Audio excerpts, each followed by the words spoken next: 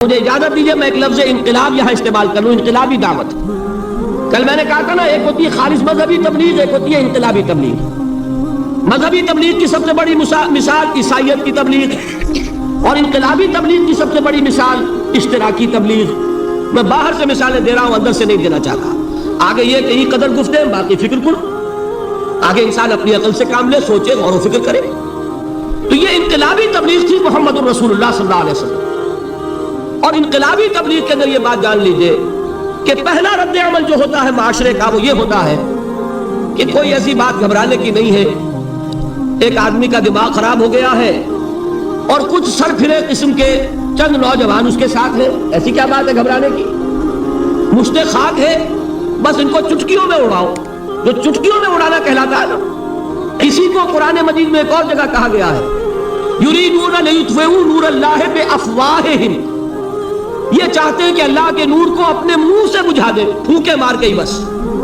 تو پہلا رد عمل جو ہوتا ہے ایک نظام کا، ایک کسی انقلابی دعوت کے خلاف، وہ رد عمل ہوتا ہے استہزاء، تمسخر، مذاق کرو ان کو، جس کو آپ انگریزی میں کہتے ہیں ڈی مورلائز کر دو۔ ان کی ہمتیں جو ہے وہ ٹوٹ جائیں، جو اس طریقے سے، اسی کا نام ہے آج کل کی اصطلاح میں کیریکٹر اسیسینیشن۔ ان کی شخصیتیں جو ہیں ان کو داغدار کر دو، ان کا اعتبار ختم کر دو، ان کا استہزاء کرو، تمسخر کرو۔ اور یہ میں آپ سے عرض کر رہا ہوں اس وقت ایک گونا فخر کے ساتھ اور اللہ تعالیٰ کا شکر ادا کرتے ہیں کہ میں نے جو کام بھی کیا ہے اس وقت پاکستان میں، آپ نے اخبارات میں دیکھا ہوگا، بڑا دقیانوسی مولوی ہے، بیگمات کا رد عمل جو ہوا وہ آپ کے علم میں ہوگا۔ بڑے جو یہ جدید ہمارے روشن خیال قسم کے جو صحافی ہیں، اگر کہیں آپ نے پڑھا ہو جس طرح استہزاء ہوا ہے، جس طرح مذاق اڑایا گیا ہے، جو الفاظ استعمال کیے گئے ہیں، وہ میرے نزدیک بہت بڑی سند ہے جو اللہ کے ہاں جا کر پیش کروں گا کہ اللہ تیرے دین کے لیے۔ میں نے اپنے گھر سے کوئی بات نہیں کہی، میں نے جو بات کہی وہ جو شریعت محمدی کی بات ہے وہ کہی۔ اگر اپنی طرف سے کہی ہو، کوئی اضافہ کیا ہو، تو اللہ تعالیٰ کی پھٹکار ہو مجھ پر اور لعنت ہو مجھ پر۔ لیکن اگر میں نے وہی کچھ کہا جو شریعت محمدی کا تقاضا ہے اور قرآن اور سنت کی بات ہے، تو پھر اگر مجھے کسی نے پاگل کہا اور کسی نے دقیانوسی، کسی نے اور فقرہ چست کیا، تو میں اس کے لیے، میں تو سمجھتا ہوں میرے لیے وہ سند ہے جو اللہ تعالیٰ کے ہاں میں جا کر پیش کروں۔ اور یہ جان لیجئے کہ وہی بات ہوتی ہے ہمیشہ، ہسٹری ریپیٹس itself۔ وہ بات کریں گے جو حضور نے کی تھی، وہی رد عمل سامنے آئے گا جو اس وقت آیا۔ اس لیے کہ یہ تو جو انسانی مزاج ہے وہ نہیں بدلا، معاشرے کا انداز نہیں بدلا، وہ جو کام ہوگا اس کا رد عمل ابتدائی وہی ہوگا۔ اور اس میں در حقیقت امتحان ہوتا ہے صبر کا۔ کیا دل شکستہ ہو کر بیٹھ رہے گا انسان؟ ہمت جواب دے جائے گی، کمر ٹوٹ جائے گی، قوت ارادی اور عزیمت جو ہے مزمحل ہو جائے گی، پھونکوں سے چراغ بجھ جائے گا۔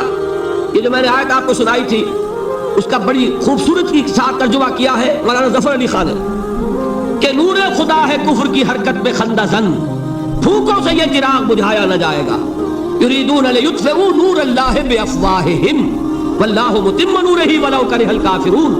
یہ چاہتے ہیں کہ اپنے منہ کی پھونکوں سے اللہ کے نور کو بجھا دیں، حالانکہ اللہ تعالیٰ تو اپنے نور کا اتمام فرما کر رہے گا، خواہ ان کافروں کو کتنا ہی ناگوار ہو۔ اس کی ترجمانی ہے نور خدا ہے کفر کی حرکت پہ خنددن، پھونکوں سے یہ چراغ بجھایا نہ جائے گا۔ بہرحال اس مرحلے پر میں نے آپ کو دو صبر بتائے۔ صبر کس چیز سے؟ اپنا کیریئر دنیاوی جو بھی آپ حاصل کر سکتے تھے، ذہین آدمی ذہانت لگائے گا تو دین کی دعوت دے گا ایٹ دی انٹلیکچوئل لیول۔ اور یہ بات جان لیجئے کہ یہ چیز دنیا میں کسی کمائی کا ذریعہ نہیں بن سکتی، اسے قربانی دینی پڑے گی کیریئر کی، اپنے مفادات کی، تب کام کر سکے گا۔ عام آدمی وقت لگائے گا، صلاحیتیں صرف کرے گا، اپنی وہی اس وقت سے اور توانائی سے پیسہ بنا سکتا تھا۔ آج کل تو آپ کو معلوم ہے کہ بڑی سادی ہو گئی ہے یہ حساب کتاب کی بات، بہت سادہ۔ ایک انسکلڈ لیبرر کا 1 گھنٹہ برابر ہے اتنے روپے کے، ایک سکلڈ لیبرر کا 1 گھنٹہ برابر ہے اتنے روپے کے۔